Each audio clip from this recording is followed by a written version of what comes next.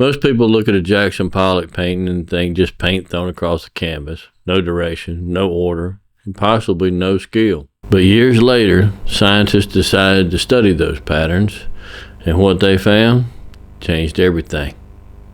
Howdy. To those returning, welcome back. Always glad to have you.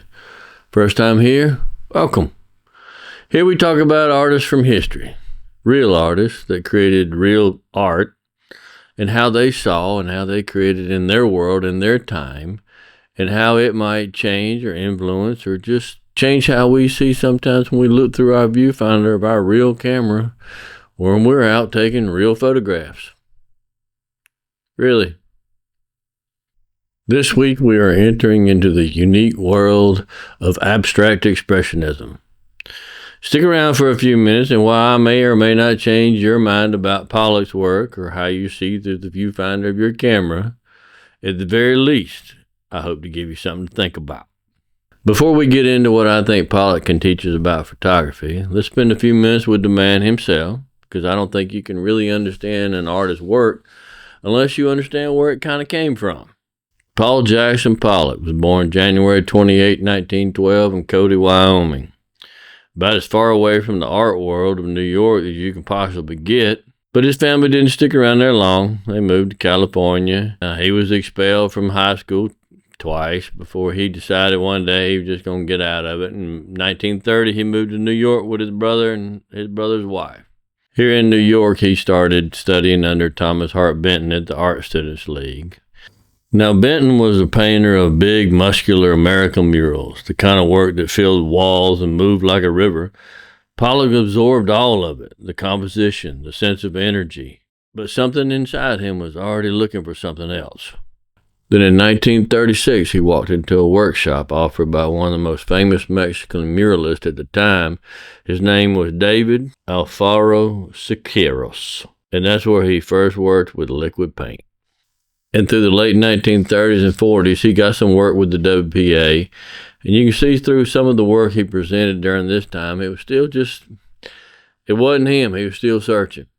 Then a lady named Peggy Guggenheim came into the picture and pretty much changed his world. She commissioned him to do a painting for her home, a mural for the wall, floor to ceiling. And somewhere in the act of making that painting, something opened up.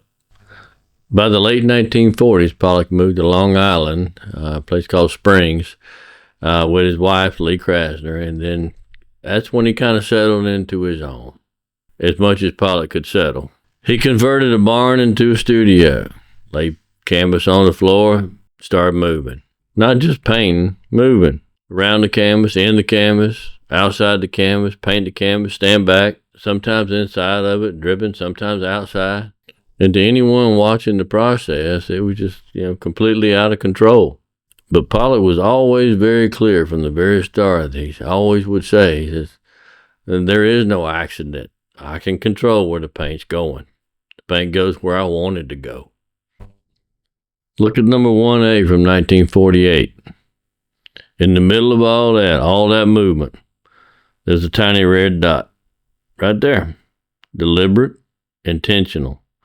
Like he's signing his name in a storm. And then he said something else, something I keep coming back to. He said, I am nature. Not I paint nature, not that I'm in nature. He said, I am nature. He called this process gardening his image.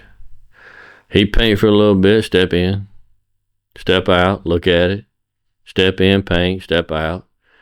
And eventually he'd say, it's finished. His gardening was done. Kind of like the same thing we can do with our photography. Frame it, back, check it, frame it. Then you know when to shoot it. But what we're going to dive into next is what's really behind them layers.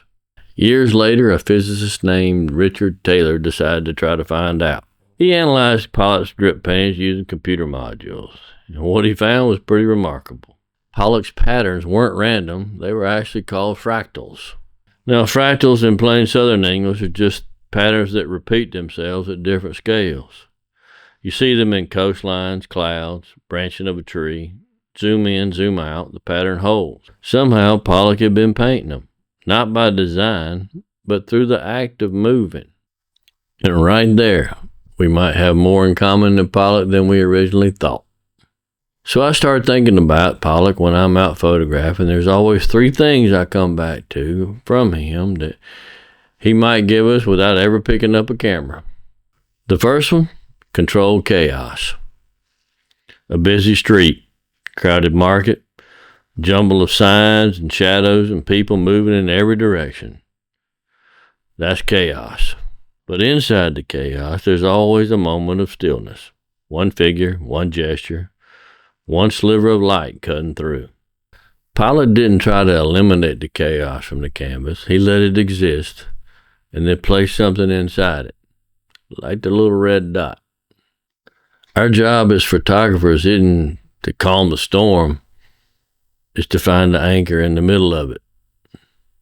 The second one is the fractal patterns.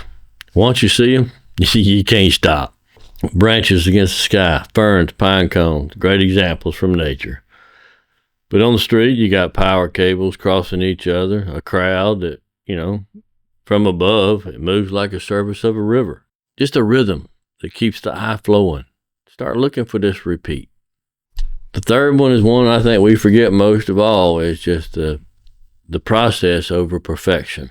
Pollock didn't stand in front of an empty canvas with a plan. He just moved, he searched, he let the image come to him. And I think this is one thing we can do when we're out shooting, same thing. Find you a spot, but don't be satisfied with the first look. Keep looking, move. Find different angles, look at it differently. Zoom in, zoom out, whether with a lens or with your feet. Come around the side. It's not about getting the perfect frame on the first try. It's being there long enough, moving around and looking to let the perfect image come to you. Yeah, because that's what Pollock was doing. Walking around the canvas, waiting. What was he waiting on? He was waiting on the image to tell him when it was done. The lesson from Pollock isn't always just about painting. It's about how he saw and about seeing.